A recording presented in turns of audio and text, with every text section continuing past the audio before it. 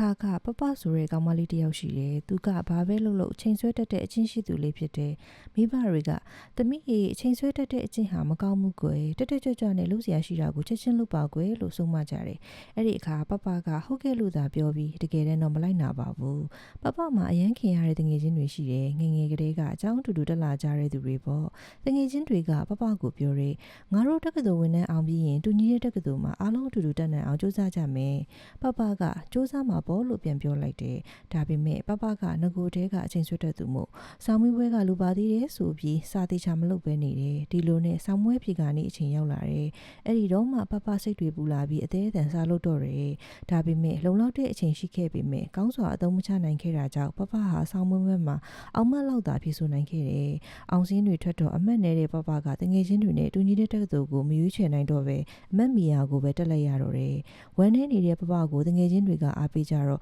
ပပကသူ့အချိန်ဆွဲတတ်တဲ့အချင်းကြောင့်ငယ်ငယ်ချင်းတွေနဲ့အတူတူမတက်ရတာအခုမှစပြီးအဲ့ဒီအချင်းဆိုကြီးကိုဖျောင်းနိုင်အောင်လုပ်မယ်လို့ပြောလိုက်ပါတော့တယ်